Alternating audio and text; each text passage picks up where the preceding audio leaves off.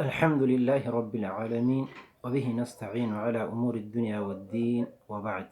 السلام عليكم ورحمة الله تعالى وبركاته. أحبتي، مي دقيقة وادقوتك خيستي هيرو شيطانا في علمنا ما ولدتك أبو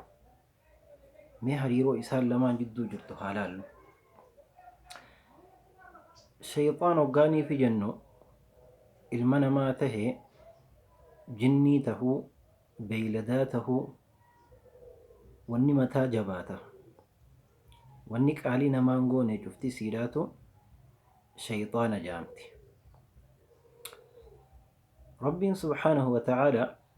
wayita aadam uumee malaayikaa hundaanuu aadama kanaaf sujuudaa jee ajaje cufti isaaniitu ajaja rabbiin subhaanahu wa ta'aala itti kenne kana fudhatanii aadamiif sujuuda bu'an. maaliif jarri malaayikaadha ajaja rabbiin subhaanahu wa ta'aala itti kenne hin faallisan duuba hojii warra oolchan. jara kanaa wajjiin garuu makluuqa tokko jira, uumaa tokko kanii fi isaanii wajjiin rabbi gabbaru. garuu ammoo asliin uumaa isaan lamaanitu garagara. malaayikaan nuurarra rabbiin subhaanahu wa ta'aala isaan uume, isa kana ammoo rabbiin ibiddarraa uumeen. yeroo sila rabbiin subhaanahu wa ta'aala aadamiif sujuuda jee ajaju kana inni ammoo sujuuduudha dide, ni boone, ajaja rabbii san fudhachuu dide. maali ragaa maal waan jedhu dhiyeeffate, ana khayrun minhu jeen, naattuu aadamirra caalaaya, an isaa sujuuduu osoon tahin inni naa sujuuduudhaattu irra caala ture. maaliif ani ibiddarraa na uumte, isa dhoqqee irraa uumteera. tanaafu ibiddaa fi dhoqqee walitti hin dhufanii, ibiddaattuu sadarkaarra qabaa, irra caalaa. tanaafu hin sujuuduu je'ee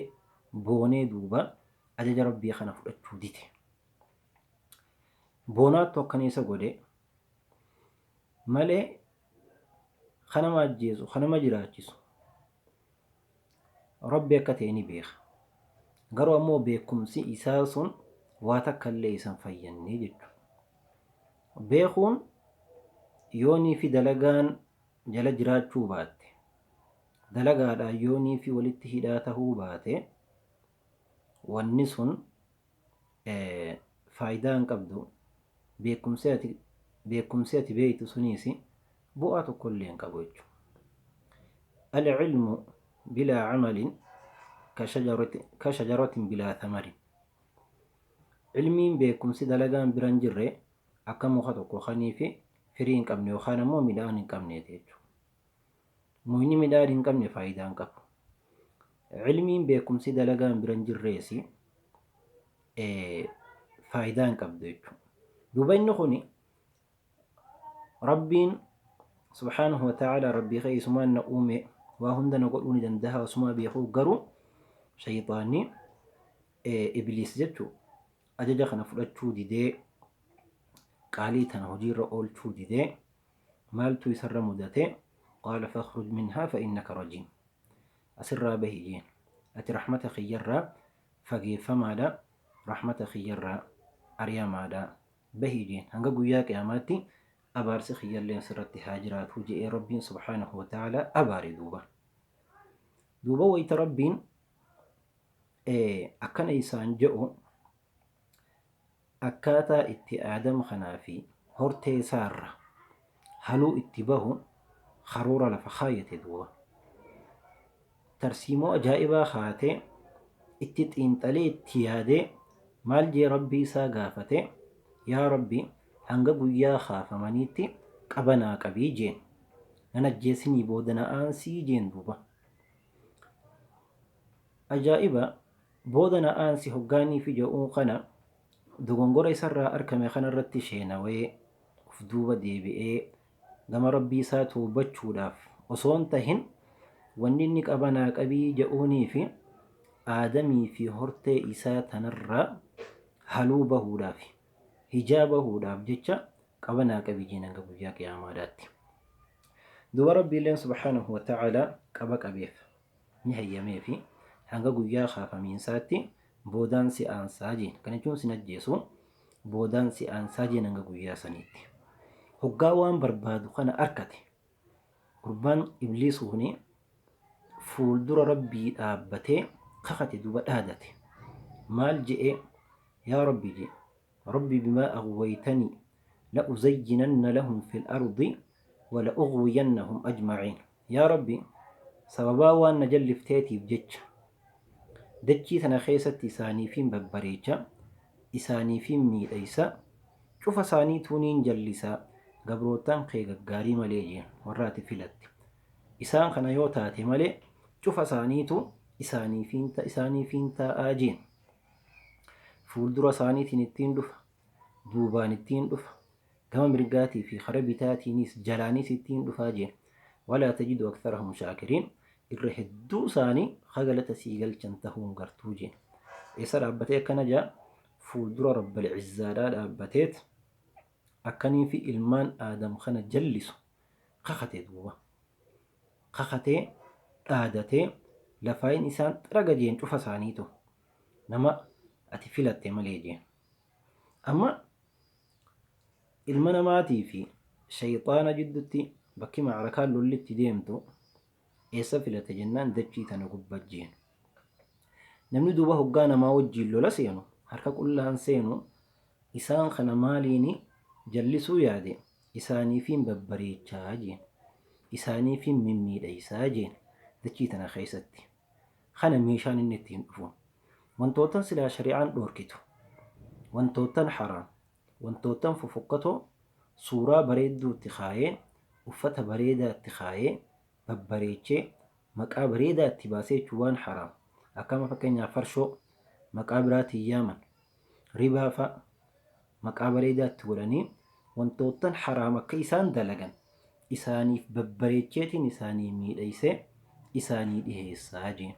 kanaaniin isaan jallisuu taa'a jeenama kanuma kaawwanneen markamu jiru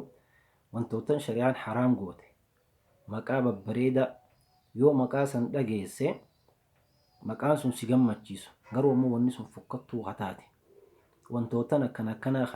maqaa akkanaa itti baasanii waan san dalagu isaattuu waan akkanaa dalagu duuba fuuldura rabbal cizzaadhaa dhaabbateeti isaaniifiin babbareechaa jeen lafa tana keessatti akkasittiin isaan kana jallisuu taa'a jee yaa rabbii kiyya duuba gurbaan kun akkana jee fuuldura rabbii isaatti dhaadate harbiin lolli inni ilma namaatii wajjiin eegalu yoom eegalti jennaan wayita ilmi namaa garaa haadhasaa keessaa gabbahu yeroo san naafiisi jidduu araarri tokkolleen hin jiru waliigaltee wanni jaan tokkolleen hin jirtu gidduu tiyyaa fi jidduu teetitti lola walitti fufaate lola dhaabbataa tahe santuu naafsi jidduu jiraa waan jiru tokko beeysa sii kenna jaa حديث خيسة ترجمة ربي عليه الصلاة والسلام ما نجا دلتان تقولين انتاني جي دلتيتما يو شيطاني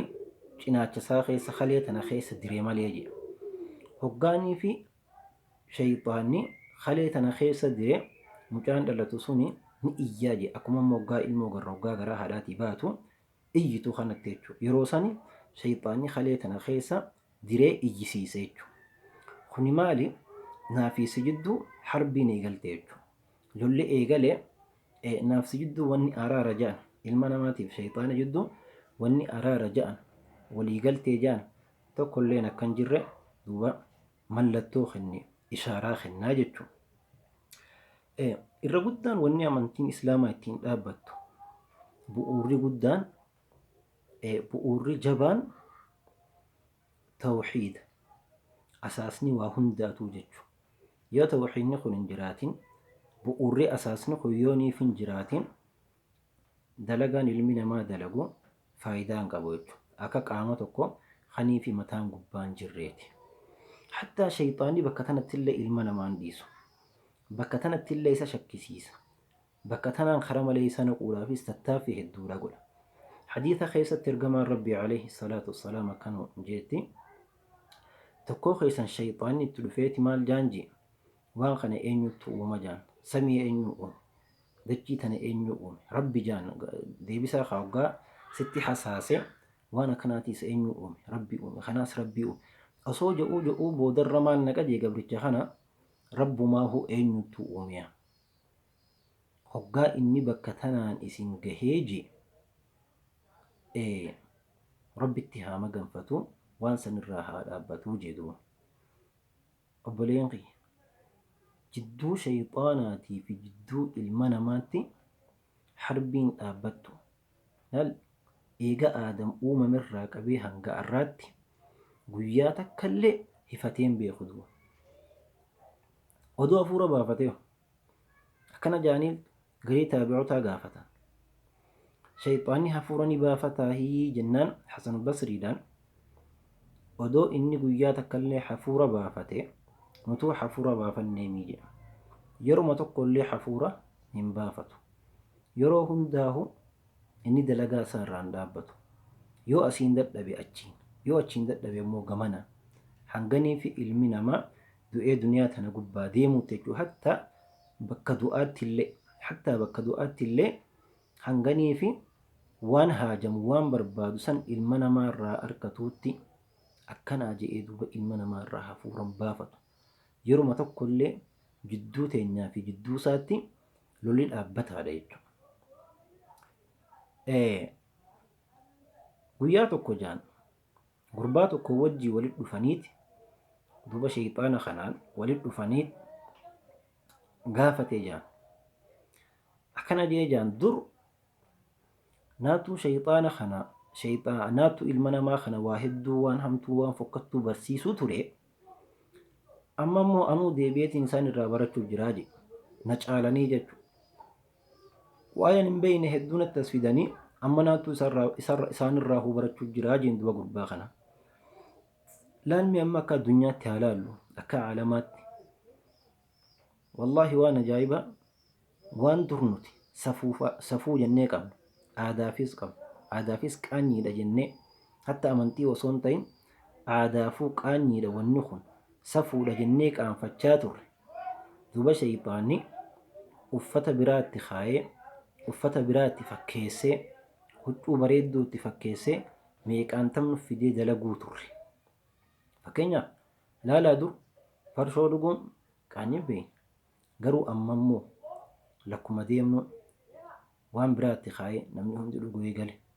zinaan akkasi ribaan akkasi waa hedduu duuba haala biraatiin huccuu biraatti kaayee huccuu bareedduutti kaayee nuun daguu eegalee wanni nuti irraanfachuu hin qabne lolli nuu fi isa jidduu yeroo hundaahuu dhaabbataadha kanaafuu shayxaanni kun xalaata keenya aduwwii teenya jabduu tahuu firraa haa beeynu haa firraa eeynu insha allahu ta'ala darsi uuma kana fakkaatuun yoo rabbi jee yeroo taan irratti walitti deebinu taha shayxaana kana sirri firraa baruun gaariidha eessaan akkana dhufu maaliin akka dhufu dalagaan isaa maal akka taate sirri beekuun barbaachisaadha insha allah yeroo taan keessatti walitti deebina haga suuttu assalaamu alaykum wa rahmatullahi ta'ala wa barakaatuh